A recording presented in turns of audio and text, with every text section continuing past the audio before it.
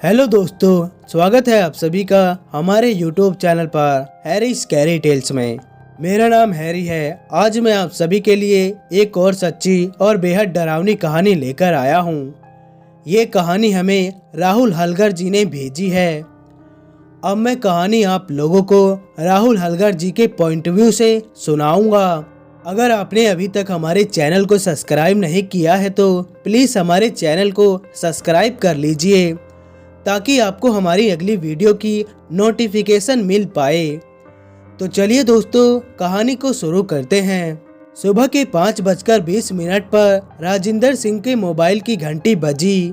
आंख मलते हुए फोन उठाया तो उधर से उसके लड़की की रोती हुई आवाज आई, पापा आप जल्दी से यहाँ चले आइए, देखिए यहाँ क्या हो गया है।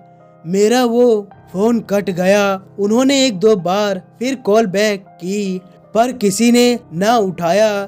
तभी फिर से किसी का फोन आया। उन्होंने उठाया तो उधर से आवाज आई, मैं पुलिस अफसर विजय कांत बोल रहा हूँ।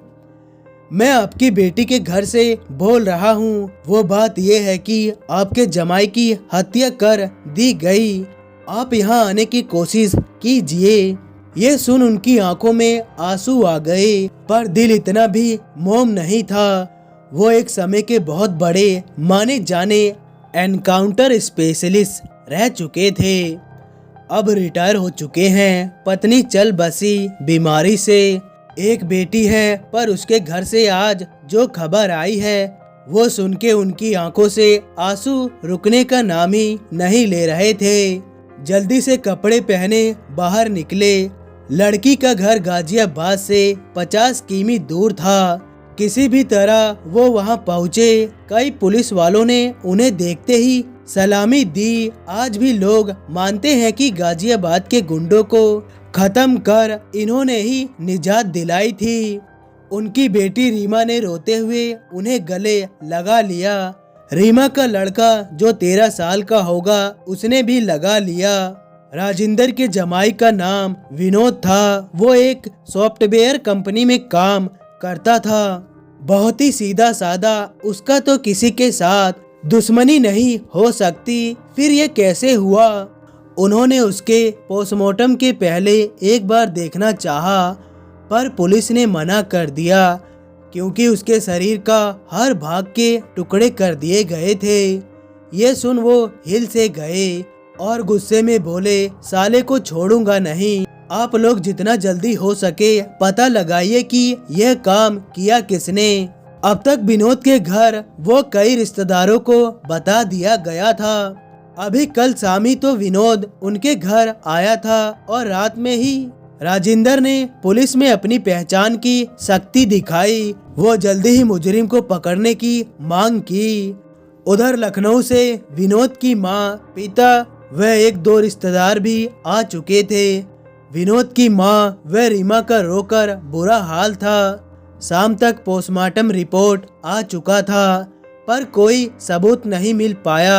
बस ये पता लगा कि मौत रात के 2 से 3 बजे के बीच में हुई थी। विनोद का क्रियाक्रम रात तक किया गया। रात की नींद गायब थी। रीमा का लड़का सौरभ दिख नहीं रहा था और ना ही विनोद के पिताजी। राजिंदर और कई रिश्तेदार अंदर बैठे हुए थे। रीमा ने पूरे घर में खोजा पर वो कहीं नहीं। बाहर निकलकर देखा तो वहाँ भी नहीं। जाकर तुरंत अपने पिता को बताया। उन्होंने इसे ज्यादा गंभीर से ना लेते हुए कहा, होगा यहीं कहीं। रीमा ने भी ज्यादा ध्यान नहीं दिया उस पर। दुख का बोझ उमड़ पड़ा था, वहीं बैठ गई। कुछ देर बाद फिर जब रीमा ने पूरे घर में सौरभ को ढूंढा तो वो कहीं ना मिला और ना ही विनोद के पिताजी। फिर उन्होंने राजिंदर को बताया। वो बाहर आकर ढूंढने लगे। बाहर की दीवार पर कुछ लिखा था। जाकर देखा तो एक चिन्ह बनाया गया था और एक तीर वहाँ भी, जैसे अभी अभी किसी ने खून से लिखा हो। वो तीर का निशान घर के पीछे की ओर इशारा कर रहा था। वो टॉर्च लेकर घर के पीछे पहुँचे। वहाँ जाकर देखा, वो देख उनके पैरों तले जमीन खिसक गई।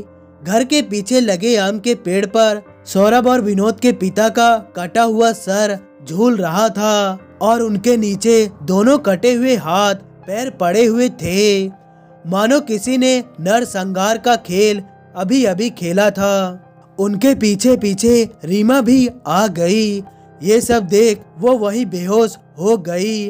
अंदर बैठे विनोद की माँ अपने बेटे की मौत के सदमे से उभरी नहीं थी कि राजिंदर के मुंह से निकलते हुए शब्दों को सुनते हुए वो वहीं गिर पड़ी। पुलिस एक बार फिर आ चुकी थी। राजिंदर तो बेसुध थे ही। 24 घंटे के अंदर इस घर में हुई तीसरी मौत से पुलिस भी निशब्द थी। पुलिस आ चुकी थी। राजिंदर तो ये देखकर एकदम भौचुक थे। पुलिस वालों ने पूरे घर की देखरेख के लिए कई पुलिस वालों को उन्हें लगा अभी भी इनके घर पर फिर वो हत्यारा आ सकता है। बेसुध पड़े घर के 2 औरतों को उनके यहाँ आए 4 रिश्तेदारों ने संभाला, जिनमें थे विनोद के छोटे भाई विवेक, जो अभी कॉलेज में पढ़ते थे, विनोद के चाचा रामा शंकर, वो चाची रीमा का फूफा प्रताप चंद्र, वह दूर की कोमल चाची जो दोपहर होते ही डर के मारे घर चली गई। घर के सभी लोगों से उनके फिंगरप्रिंट व कई अन्य जानकारी ली गई। एक बार तो पुलिस को ये शक हुआ कि ये काम किसी घर वालों ने तो नहीं किया। दिन भर कई न्यूज चैनल का आना जाना लगा रहा। ये बात पास के जगह में जंगल की आग की तरह फैल चुकी थी। घर के आसपास के दुकानों व बैंकों में लगे सीसीटीवी कैमरों में भी कुछ ना मिला और ना ही लाश के आसपास कोई सबूत और न लाश पर कोई फिंगरप्रिंट। पुलिस कोई भी कार्रवाई करने में असमर्थ थी। रात के 10 बजे लाश को क्रियाक्रम के लिए छूट दे दी गई। रीमा को तो अपने बेटे का चेहरा भी अंतिम बार देखने को ना मिला। क्रियाक्रम के 2 बजे तक सब घर आ गए। पुलिस ने सुरक्षा रात को और भी बढ़ा दिया था। सब घर आ गए पर विवेक न आया था। उसे फोन किया गया पर वो स्विच ऑफ। अब तो सब परेशान हो गए। राजिंदर ने तुरंत पुलिस को बताया। उन्होंने भी बड़ी गंभीरता से लिया। अंतिम बार राजिंदर ने विवेक को डेड बॉडी फायर हाउस में देखा था। पुलिस ने वहां पर छानबीन की। सीसीटीवी पर चेक किया गया। वहां अंदर आया था पर बाहर नहीं गया था। फिर सब जगह चेक किया गया। एक जगह खून से कुछ चिन्ह बनाया गया था और एक तीर का निशान जो बॉडी फ्रिज की तरफ इशारा कर रहा था। जब उसे खोला गया तो उसमें विवेक का कटा सर रखा हुआ था और उसके शरीर के टुकड़े। इधर रामा शंकर नहाने के लिए बाथरूम में गए। घर पर फिर एक बार बुरी खबर पहुंच चुकी थी। फिर एक बार घर का वातावरण रोने बिलखने से भर चुका था। अब पुलिस वाले सब घर वालों को अपनी कस्टडी के देखरेख में रखने की सोची। पर रामा शंकर को नहाने गए हुए 1 घंटे से ज्यादा हो चुका था। दरवाजा खटखटाया पर अंदर से कोई आवाज न आई। कई बार बुलाने पर भी कोई आवाज न आई तो दरवाजा तोड़ा गया और फिर अंदर वही निराशा और एक तीर जो बाल्टी को इशारा कर रहा था। चारों तरफ खून ही खून। रामा शंकर के शरीर को काटकर बाल्टी में सजा दिया गया था। पुलिस हैरान थी कि घर के बाहर इतनी सुरक्षा के बाद भी कोई हत्यारा कैसे अंदर आ सकता है। पुलिस कस्टडी में बचे घर वालों को रखा गया। राजिंदर ये सोच रहा था कि हर लाश पर एक निशान छोड़ा है। क्या कोई उससे बदला ले रहा है? पर कौन? और वो उस घर में वो 48 घंटे में जिन भी संग संबंधियों से मिले उनमें से केवल प्रताप चंद ही बचे हैं। राजिंदर के दिमाग में कुछ हलचल हुई। वो तुरंत इंस्पेक्टर विजय शंकर से मिले और बोले, देखो, जब मैं उस दिन अपने जमाई विनय से मिला उसके 24 घंटे के अंदर ही उसकी मौत हो गई और फिर मेरे नाती वह विनय की मौत भी। जब वो उनसे मिले उसी के 24 घंटे के अंदर विक्की और रमा शंकर की भी। मतलब मैं जिस भी घर के रिश्तेदारों से मिला उनकी मौत 24 घंटे में हो चुकी है। और मुझे प्रताप चंद को मिले अभी 24 घंटे होने में 2-3 घंटे बाकी है। वो हत्यारा जल्दी उन्हें भी मार देगा। विजयकांत बोले, ठीक है, प्रताप और आप दोनों को खतरा है। वो किसी भी औरत को नहीं मार रहा। हाँ, तुमने सही कहा, विजयकांत बोले, आप चिंता मत कीजिए, यहाँ किसी को कुछ नहीं होगा और हत्यारा भी पकड़ा जाएगा। कई पुलिस वाले और बढ़ा दिए गए। राजेंद्र की नजर घड़ी की तरफ थी। समय जैसे जैसे नजदीक आ रहा था, घड़ी की टिक टिक और तेज हो गई थी, मानो वो सावधान कर रहा हो। अब कुछ ही मिनट बाकी थे। इंस्पेक्टर विजयकांत बोले, उसकी क्या मजाल जो यहाँ आए। तभी प्रताप चंद खड़े हुए। उनके हाथों में ना जाने कहां से एक बड़ी सी धारदार छुरी आ गई थी। उसने हंसते हुए अपने गले पर रख लिया। सभी उसे रोकने लगे, पर उसके चेहरे का भाव बदल चुका था। वो ऐसे हंस रहे थे जैसे वो नहीं और कोई हो। फिर अचानक उसे अपनी गर्दन को उतार दिया। 1 मिनट तो किसी को कुछ समझ न आया कि अभी यहाँ क्या हुआ, पर पुलिस डिपार्टमेंट में डर का माहौल बंध चुका था।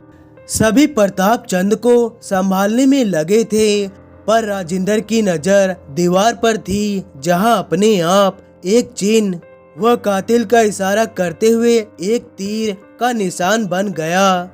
पर एक बात किसी के समझ में नहीं आ रही थी कि प्रताप ने अपना ही गला क्यों काट लिया और उसे यह छुरी कहां से मिली। यहाँ तो उसने कोई भी सामान नहीं लेकर आया था। क्या बात है जो उसने अपने आप को मार लिया। क्या घर में हो रही इतनी मौतों से वो डरा हुआ था। इधर राजेंद्र उस चिन्ह को बड़े ही ध्यान से देख रहे थे। उनके दिमाग में एक बात घूम रहा था कि उन्होंने इस चिन्ह को कहीं देखा था, पर कहाँ ये नहीं याद आ रहा था। पर राजेंद्र को ये लग रहा था कि हो न हो ये काम किसी बुरी शक्ति का ही है। क्या कोई मुझसे बदला लेना चाहता है, पर कौन। क्या कोई ऐसा है जिसका मैंने इनकाउंटर मारा हो। उसके घर का कोई हो सकता है। वो सोचने लगे कि ये चिन्ह उन्होंने कहाँ देखा है। यह एक सबूत था कि यह हत्या कौन कर रहा है। बहुत सोचने पर उसके मुंह से निकला, भैरव। हाँ, ये चिन्ह मैंने भैरव के हाथों पर देखा है, पर वो तो मर चुका है। क्या उसके किसी घर वालों का काम है। फिर वो भैरव के काल में खो गए। आज से 19 साल पहले की बात है। उस समय राजेंद्र सिंह पुलिस के रूप में आगरा में तैनात थे। अब तक उन्होंने कई इनकाउंटर को अपनी टीम के साथ सफल किया गया था तथा कई गुंडों व डाकुओं को सामना किया था। उस समय राजस्थान के सीमा पर आए दिन कोई घटना हो रही थी, जिसमें अपहरण, लूटमार व हत्या शामिल थी। जिसको भी लूटा जाता उनकी बड़ी बेरहमी से हत्या कर दी। उनके शरीर को काटकर एक बोरी में भरकर फेंक दिया जाता। इसके पीछे किसी बहुत ही खतरनाक गैंग का काम था। पुलिस ने कई खोज की, पर उन्हें कोई सबूत ना मिला। पर पुलिस तब ज्यादा चौकस हुई जब एक पुलिस ऑफिसर का अपहरण कर लिया गया। अगले दिन उसका शरीर सड़क पर मिला। उसका सर धड़ से अलग था। पूरे डिपार्टमेंट में गुस्से का माहौल फैल चुका था।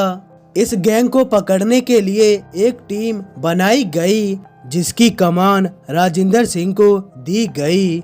वहां के वासियों का मानना था कि ये सब भैरव का किया गया हुआ है। कोई उसे डाकू बताता तो उसे कोई जालिमों का सरदार। एक ने बताया वो हर अमावस्या अपने अपहरण किए हुए आदमी का बलि बाबा काले भैरव की पूजा करके देता है और उस खून से नहाता है। वो कहता है इससे उसे शक्ति मिलती है। भगवान काल भैरव के नाम पर ही उसने अपना नाम भैरव रखा है। कई खबरियों को लगाने के बाद भी भैरव का कोई पता ना चला। पूरी पुलिस टीम को वहां गए 20 दिन से भी ज्यादा हो गया था, पर कोई सबूत ना मिला। पर एक दिन जो हुआ उससे पूरी पुलिस टीम का खून उबल गया। शाम को उनकी टीम का एक अफसर राज का कोई अता पता नहीं। सभी ने सोचा कहीं गया होगा। दिन भर के दौड़े धूप से सब थक गए तो किसी ने ज्यादा ध्यान ना दिया। सुबह जब बाहर आए तो देखा राज का कटा हुआ सर रखा हुआ है और एक कागज पर लिखा गया था कि यहाँ से चले जाओ, वरना ऐसे ही एक एक कर सभी की बलि दे दी जाएगी। भैरव अब खोज और तेज हो गई। एक दिन पता चला वो गांव में अक्सर आता जाता। शायद उसकी पत्नी वहां रहती है। उस गांव का नाम अतरोला था। वो एक सुनसान जगह पर था। राजेंद्र ने कई और पुलिस वालों को डिपार्टमेंट से बुलाया और शाम होते ही उस गांव को पूरी तरह से घेर लिया। उस गांव में यही कुछ 5-6 घर थे। राजेंद्र ने साउंड पर ऐलान किया कि अगर भैरव ने खुद को पुलिस के हवाले सौंप दे वरना वो मारा जाएगा। रात होती जा रही थी पर कोई ना निकला। फिर पुलिस टीम ने एक एक घर तलाशने लगी। उन्हीं घरों में रहने वाले 2-3 ने हमला कर दिया। शायद भैरव के साथी थे, पर एक घर अभी भी बंद था। उन्हें पता चल चुका था कि इसी घर में भैरव है। राजेंद्र और एक अफसर ने उस घर का दरवाजा तोड़ा। अंदर घुसे तो देखा भैरव वहीं खटिया पर बैठा हंस रहा। पास ही उसकी पत्नी और एक 14-15 साल की लड़की खड़ी थी। जैसा उसका नाम था वैसा ही उसकी शक्ल, एकदम डाकू जैसी। उसकी पत्नी और उसकी लड़की को बाहर निकालने को कहा गया। भैरव हंसते हुए बोला, तुमने मुझे खोज लिया, वरना इस छुरे से सबका गला काट देता जैसे तेरे साथी का किया। ये सुन तुरंत राजेंद्र ने 2 गोली चला दी। वो वहाँ तो उसका इनकाउंटर के लिए गए ही थे। भैरव जमीन पर गिर पड़ा। राजेंद्र का गुस्सा सिर चढ़ गया था। उसने चिल्लाते हुए कहा, गला काटने का बहुत शौक है ना तुझे? और पास ही रखे एक छुरे से उसका गला काट दिया। भैरव मर चुका था। दरवाजे पर खड़ी ये सब भैरव की लड़की देख रही थी और रोई जा रही थी। और बाहर उसकी पत्नी। राजेंद्र को केवल उसे गोली मारने की इजाजत थी, पर गुस्से में उसने कुछ और ही कर दिया था और कुछ को गिरफ्तार कर लिया गया, जिन्हें आजीवन कारावास की सजा मिली। हालांकि राजेंद्र सिंह को अपने इस गुस्से के लिए कुछ दिनों मानसिक सुधार डिपार्टमेंट के चक्कर लगाने पड़े, पर एक बड़े अफसर के कारण वो जल्दी ही अपनी ड्यूटी पर थे। तो क्या राजेंद्र के रिश्तेदारों की हत्या भैरव की आत्मा ने किया या किसी और ने? अब तक हालांकि सब कुछ बात राजेंद्र को समझ आ चुकी थी और वो इसका जल्दी ही समाधान चाहता था। वो घर से किसी भी आदमी और महिला से मिलना नहीं चाहता था। विजयकांत जी, मुझे यह पता लग चुका है कि हत्यारा कौन है, पर वो जीवित व्यक्ति नहीं हो सकता, वो कोई आत्मा है। पर इसकी जड़ तक पहुंचने के लिए मुझे राजस्थान की सीमा पर जाना होगा। विजयकांत बोले, पर इस समय हम आपको कहीं जाने नहीं दे सकते, आपकी जान को भी खतरा है। मैं तो कहीं भी सुरक्षित नहीं हूँ, कृपया मेरी मदद करो, वरना मेरे घर वाले ऐसे ही मारे जाएंगे। विजयकांत बोले, ठीक है, मुझे भी जाना होगा। राजस्थान पहुँचे वो दोनों एक होटल में ठहरे, जहाँ से अतरोला गांव यही कहीं 25 किलोमीटर था।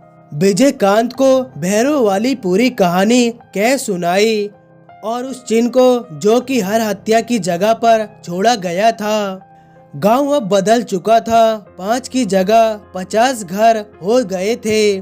सुनसान अब खत्म हो चुका था, पर शायद वादियों में भैरव का नाम अब भी था। एक बुजुर्ग से भैरव के परिवार के बारे में पूछा तो उसने बताया कि हाँ, वो अब भी यही करते हैं, पर भैरव की पत्नी कब चल बसी, बस उसकी लड़की अब यह करती है, नाम है घुमरी। उसके आगे उसने कुछ ना बताया। जब राजेंद्र ने घुमरी के बारे में पूछा गांव में दो चार से पूछा पर कोई उसके बारे में कुछ न बताता। जिसमें वो रहती थी वो घर अब बंद था। कुछ सुराग न पाकर अब होटल में लौट आए। रात के यही कोई 11 बज रहे थे। राजेंद्र की आंख में तो नींद गायब थी पर विजयकांत सो चुका था। कमरे में 0 वाट का बल्ब जल रहा था। अचानक राजेंद्र ने देखा विजयकांत के सिरहाने कोई भयानक आकृति उभर आई है पर उसका मुंह ठीक से नहीं दिख रहा। उसके बालों को देखकर लग रहा था कि यह कोई लड़की है। राजेंद्र ने दौड़कर कमरे की बत्ती जलाई पर वहाँ कुछ नहीं था। तब उसकी जान में जान आई।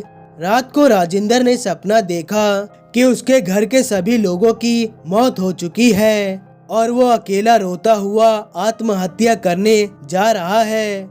अगले दिन वो फिर उसी गांव में पहुंचे पर घुमरी के बारे में कोई कुछ न बताता। दोपहर हो चुकी थी। थक हार कर एक पेड़ के नीचे राजेंद्र और विजयकांत दोनों बैठे थे। तभी एक बूढ़ा लाठी लटकाते हुए आया और बोला, सुना है तुम दोनों घुमरी के बारे में पूछ रहे हो, पर ऐसा क्यों?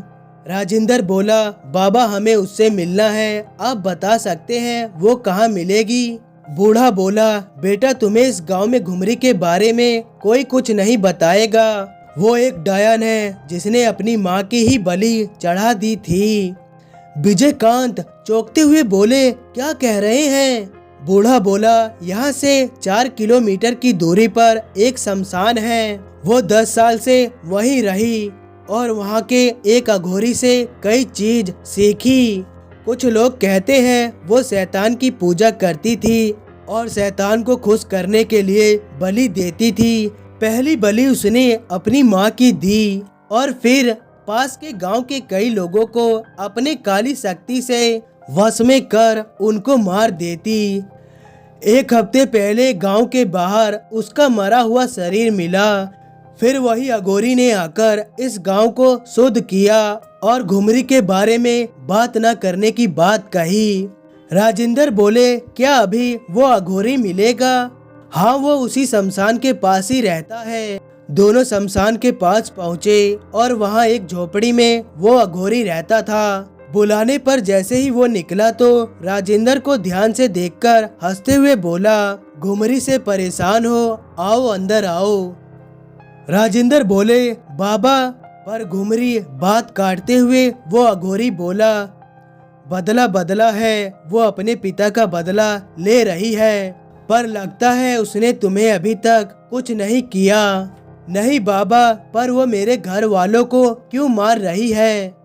घुमरी ने मुझसे कई चीज सीखी पर मुझे नहीं पता था कि वो इस शक्ति का उपयोग शैतानी शक्ति के लिए करेगी। उसने पहले शैतानी रूह को बलि द्वारा पे खुश किया, फिर हर शरीर पर अपने काबू के लिए उसने खुद की बलि चढ़ा दी। इसलिए वो अब तुम्हारे घर के किसी भी आदमी पर काबू कर सकती है। राजेंद्र बोले, तो वो मेरे घर वालों को क्यों मार रही है? मारना है तो मुझे मारे। वो ये बताना चाहती है कि जैसे तुमने उसके पिता भैरव को मारा था और वो अकेली हो गई थी, वैसे ही वो तुम्हारे परिवार के हर आदमी को मार देना चाहती है। राजेंद्र बोले, तो इसे खत्म करने का कोई उपाय बताइए। मेरे पास घुमरी के शरीर की राख है, तुम्हें इसे सलासर बालाजी के मंदिर में जाकर वहाँ एक हवन बनाकर उसे आग में सलासर बालाजी के फूल और चंदन के साथ इस राख को भस्म कर दो। पर यह इतना आसान नहीं, वो तुम्हें रोकने की कोशिश करेगी। यह काम केवल तुमको ही करना है। ये रुद्राक्ष की माला लो, उसकी शैतानी शक्ति से तुम्हें बचाएगी। राजेंद्र और विजयकांत अघोरी बाबा से इस आत्मा को खत्म करने का उपाय लेकर राजस्थान के सलासर बालाजी के मंदिर की ओर बढ़ चले। मन में एक बात का भय खटक रही थी कि न जाने रास्ते में क्या होगा। उधर इंस्पेक्टर विजयकांत कब से राजेंद्र की बातों को इतनी गहराई से नहीं ले रहे, पर जब से उसने अघोरी बाबा की बात सुनी तब वो भी चकित में आ गए। उसने अपने जीवन काल में कभी ऐसा केस नहीं देखा था। उसे इन भूत प्रेत पर विश्वास भी नहीं था, पर वो राजेंद्र की हिम्मत बढ़ाने की पूरी कोशिश कर रहा था और आगे गाड़ी के स्टीयरिंग भी संभाले हुए था। अब तक उसके मन में भी भय का आलम था, पर चेहरे पर इंस्पेक्टर के ना डरने की शक्ल बनाए हुए था। वो अभी मंदिर से 15 किमी दूर थे और शाम भी हो चुकी थी। तभी अचानक उनकी गाड़ी रुक गई। न जाने किस जगह था, पर सड़क के आसपास कोई घर न था। एकदम सुनसान, उस पर रात के अंधेरे की परछाई भी डरा रही थी। कई बार स्टार्ट करने पर भी गाड़ी ना चली। किसी गाड़ी को रुकवाना चाहा, पर कोई ट्रक रुक ही नहीं रहा था। और तभी एक ट्रक वाले ने पीछे से आकर उनकी गाड़ी को जोरदार टक्कर मारी। गाड़ी बुरी तरह चकनाचूर हो गई। उस ड्राइवर का चेहरा नहीं दिख रहा था। वो हंस रहा था, पर उसकी हंसी भी न जाने कितनी भयानक थी। गाड़ी की लाइट में जब उसका चेहरा देखा तो एकदम भयानक। वो चिल्लाते हुए बोला, तू मुझसे नहीं बच सकता। वो जान गया कि यह वो आत्मा है। वो दोनों सड़क के पास खेतों की ओर भागने लगे। राजेंद्र उस रुद्राक्ष के माला को बाहर निकाले हुए था और दोनों हनुमान चालीसा पढ़ रहे थे। विजयकांत की तो सिद्धि बंद चुकी थी। वो दोनों इस अंधेरे में कहाँ जा रहे थे, कुछ पता नहीं। मोबाइल चेक किया तो कोई सिग्नल नहीं। अब क्या करें? दूर दूर तक अंधेरे के अलावा और कुछ नहीं दिख रहा था। ना कोई घर और ना ही कोई और। भागते भागते दोनों एक पेड़ के नीचे बैठ गए। रात के उल्लू और झिंगुरों की इस डराने वाले मन को और डरा रही थी, पर उठकर फिर चलने लगे। कुछ ही दूरी पर एक गांव जैसा दिखा। कुछ झोपड़ी जैसे घर दिख रहे थे। भागते हुए दोनों वहां पहुंचे और मदद के लिए बुलाने लगे। गांव छोटा था। 5-6 लोग निकले और उनका हाल चाल पूछा। उन्होंने बताया कि वो दोनों भटक गए हैं और वहां से सलासर बालाजी मंदिर के बारे में पूछा तो उन्होंने बताया वो तो यहाँ से 6 से 7 किमी दूर है और रात को वहां जाने का कोई साधन नहीं है और अब तक तो मंदिर भी बंद हो गया होगा। इतनी रात को कहीं जाना ठीक नहीं समझा। वहीं एक झोपड़ी में दोनों को ठहरने के लिए गांव वालों ने दे दिया। राजेंद्र इधर मुंह हाथ धो रहे थे, उधर अंदर विजयकांत गांव के एक आदमी से अपना परिचय दे ही रहे थे कि न जाने उस आदमी को क्या हुआ। उसकी आवाज धीमी होती गई। हाथ पैर अकड़ने लगे और वहीं पड़े एक बड़े डंडे को उठाकर जब तक विजयकांत कुछ समझ पाते एक डंडा जड़ दिया। विजयकांत जमीन पर सपाट हो गए। चिल्लाने की आवाज सुनकर राजेंद्र अंदर आए तो देखा विजयकांत जमीन पर कहर रहा है और वो आदमी बहुत भयानक चेहरा लिए हुए वहीं खड़ा हंस रहा है। फिर जोर से बोला, तुम सबको ऐसे ही भगा भगा कर मारूंगी। विजयकांत को उठाकर दोनों भागे। वो आदमी हंसते हुए पीछे आने लगा। फिर अचानक वो वहीं बेहोश हो गया, जैसे उसे कुछ हुआ ही नहीं था। फिर दोनों वहां से भागने लगे। फिर वहीं पास ही एक छोटा सा मंदिर दिखा। दोनों वहीं पर दोनों रुक गए। मंदिर के अलावा इस समय उनके लिए कुछ भी सुरक्षित जगह नहीं थी। अंदर देखा तो शिवलिंग था। दोनों ने हाथ जोड़कर प्रार्थना करने लगे, हे भगवान, इस बला से हमारी रक्षा करो। रात तो उन्होंने वहीं बिताने की सोची। घड़ी देखा तो 1 बजने वाले थे। अब तो सुबह होने में ज्यादा वक्त नहीं था। विजयकांत ने कहा, क्यों ना यहीं पर आग जला हवन कर उसमें वो राख डाल दी जाए। पर कुछ ना हुआ तो थोड़ी सी ही तो राख है और यहाँ हवन और आग कहाँ से लाऊं। जैसे तैसे रात कट गई थी। सुबह के 5 बजने वाले थे। शिवलिंग पर माथा टेक डरते हुए निकल गए। जल्दी से लोगों से पूछते हुए वो सलासर बालाजी के मंदिर पहुंच चुके थे। पर जैसे अंदर जाने लगे विजयकांत वहीं रुक गया और हंसते हुए उसे भी न जाने क्या होने लगा। उसका शरीर ऐंठने लगा वहाँ आए कुछ लोग ये देखकर डर गए। पास के दुकानदार को तो पता ही था कि ये भूत प्रेत से ग्रस्त लोग आते हैं, पर सभी ने पहली बार किसी के शरीर में शैतानी आत्मा का प्रवेश करते हुए देखा। विजयकांत बुरी तरह से चिल्ला रहा था। आसपास के लोग ये देख वहाँ से भागने लगे। वहाँ आए कुछ पंडित तो अक्सर भूत प्रेत भगाते थे, वो आकर मंत्र पढ़ने लगे। इधर राजेंद्र जल्दी से पंडित के साथ मिल हवन तैयार करवाया। बाहर पंडित जी के मंत्रों का उच्चारण जारी था, पर जैसे उसे कोई फर्क नहीं पड़ रहा था। तभी उसने एक पंडित जी का गला पकड़ लिया और हंसते हुए बोला, तू कीड़े मेरा कुछ नहीं बिगाड़ सकता। उसकी आवाज में एक भयानक लड़की की आवाज आ रही थी। फिर वो हंसती हुई मंदिर के अंदर जाने लगा। मानो इस पवित्र जगह पर उस आत्मा का कोई असर नहीं हो रहा। इसे देखने वाले सभी भयभीत थे।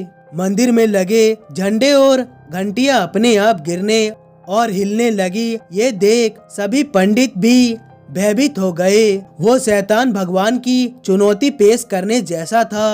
वहाँ के सबसे बड़े पंडित बाबा कृष्ण कृपा ने सभी पंडितों को एक साथ मिलकर वो उसके घेरा बनाकर मंत्र पढ़ने को कहा। सभी पंडित ऐसा करने लगे और राजेंद्र बालाजी के शरीर में लगे चंदन और उन पर चढ़े फूलों को लेकर और उस राख को एक साथ उस हवन की आग में डाल दिया। और पंडित जी कृष्ण कृपा ने बालाजी के पवित्र वस्त्र से विजयकांत को ढक दिया और मंत्र पढ़ने लगे। विजयकांत जोर जोर से चीखने लगा। फिर एक काला सा धुआं चारों तरफ से आने लगा। वहाँ खड़े सभी बालाजी की प्रार्थना कर रहे थे। हवा अपने आप बंद हो गई। एक काला धुआं बालाजी की मूर्ति में समा गई। विजयकांत वहीं गिर पड़ा। पूरा मंदिर एक बार फिर बालाजी के जय जयकार से गूंज उठा। विजयकांत बेहोश थे। उसका शरीर पूरा फुलफुला जैसा हवा भरा हुआ था। उसे वहीं हॉस्पिटल में भर्ती कराया गया। राजेंद्र ने पूरी कहानी पंडित कृष्ण कृपा कह सुनाई। उन्होंने बताया कि अपने जीवन में उन्होंने कभी किसी मृत्यु शरीर के आत्मा को इतनी शक्तिशाली होते नहीं देखा। ये कोई आत्मा नहीं थी। उस लड़की ने शैतान की पूजा कर कई बुरी आत्माओं को अपने वश में कर और खुद की बलि शैतान को चढ़ाकर और भी शक्तिशाली हो गई थी। कुछ दिन बाद राजेंद्र ने अतरोला गांव जाकर भैरव और घुमरी के नाम पर पूजा कराई, जिससे उनकी आत्मा को शांति मिले। राजेंद्र ने अपनी जान तो बचा ली थी, पर उसके बदले का शिकार उसके घर वालों की जान से चुकानी पड़ी थी। आज उनके घर में सब ठीक है, पर वो दुखी समय आज भी उन्हें कुरेदता है। बेटी विधवा है, इससे बड़ा दुख और क्या होगा। इन सब का जिम्मेदार वो खुद अपने को ही मानते हैं। तो दोस्तों, आप लोगों को स्टोरी कैसी लगी लाइक और कमेंट करके जरूर बताएं। और हाँ दोस्तों, प्लीज़ हमारे चैनल को भी सब्सक्राइब करें। मिलते हैं अगली वीडियो में, तब तक के लिए धन्यवाद दोस्तों।